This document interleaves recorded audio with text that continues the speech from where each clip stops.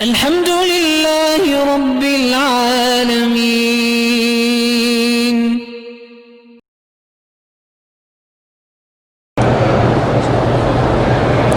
بہرحال میری بیٹی بات یہ ہے کہ اللہ نے جہاں عورت کے جسم کے لیے پردہ ہے وہاں اس کے اسم پر بھی پردہ ہے اور وہاں اس کی آواز پر بھی پردہ ہے کہ کوئی اس کی آواز بھی نہ سنے. اسی لیے ہے نا کہ عورت امام نہیں بن سکتی، مؤذن نہیں بن سکتی، مکبر نہیں بن سکتی، تاکہ اس کی آواز بھی نہ سنے. تو لہذا تم اگر اسلامی چینل پر اپنی آواز سے کچھ کہو گی تو وہ ناجائز ہے.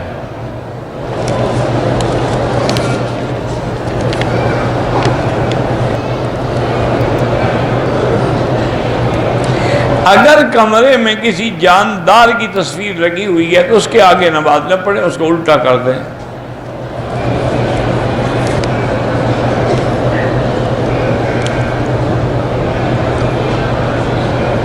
بندے نے شادی کر لی ہے مگر ویسے بھی اس میں سے میرا دل نہیں لگتا تو کیا کروں؟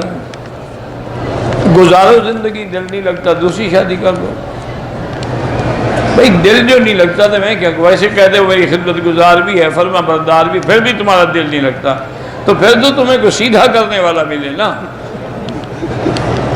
جو تمہیں روز نچوائے بازار میں کھڑا ہو کر، پھر تمہیں پتہ لگے گا کہ بیوی کیا بلا ہوتی ہے.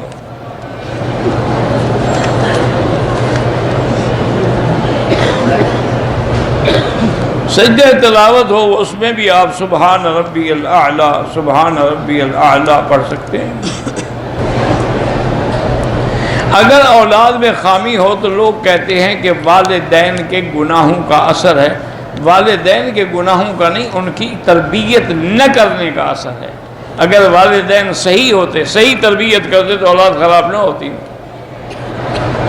اور تربیت کا معنی یاد رکھو، سمجھ لے اچھی طرح کہ جب بچہ 4 سال کا ہو جائے نا اس وقت سے تربیت شروع کرو.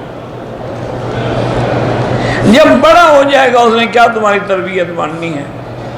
اس کو مسجد میں لے جائیں، اس کو اسلامی کپڑے پہنائیں، اس کو نماز سکھائیں، اس کو کلمہ سکھائیں، اس کو چھوٹی چھوٹی اسلام کی باتیں روزانہ سنایا کریں تاکہ اس کی تربیت ہوتی رہے.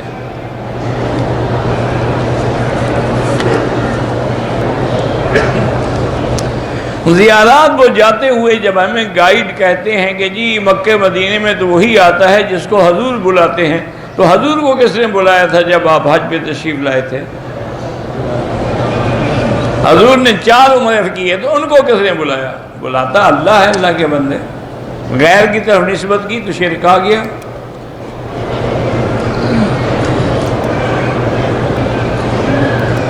ہندوستان میں مسلمانوں کی حالت خراب ہے. اللہ ان کی مدد کرے، اللہ تعالیٰ ان کی حفاظت کرے، اللہ ان کے دین ایمان اسلام کی جان کی حفاظت فرمائے.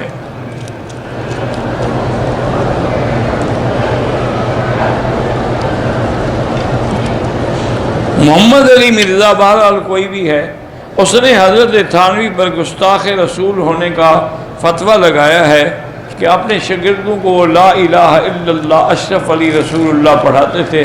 یہ لکھنے والا کوئی 100% جھوٹا ہے. وہ تو قصہ کتابوں میں ہے کہ ایک آدمی نے آ کے بیان کیا حضرت تھانوی سے کہ حضرت میں نے رات خواب دیکھا اور اس کے بعد سے مجھے نیند نہیں آتی پریشانی سے کہ میں کلمہ پڑھنا چاہتا ہوں لا الہ الا اللہ محمد الرسول اللہ، لیکن میری زبان پہ آ جاتا ہے اشرف علی رسول اللہ. تو میں نے توبہ کی، استغفار کیا، میں پریشان ہوں. آپ نے فرمایا کوئی پریشانی کی بات نہیں، خواب میں تمہیں ہدایت کی گئی ہے کہ تمہارا پیر جو ہے وہ متبع سنت محمد مصطفیٰ ہے. یہ تو ایک خواب تھا، تم نے اس کو بنا دیا کہ حضرت نے کہا ہے. خواب کسی نے دیکھا.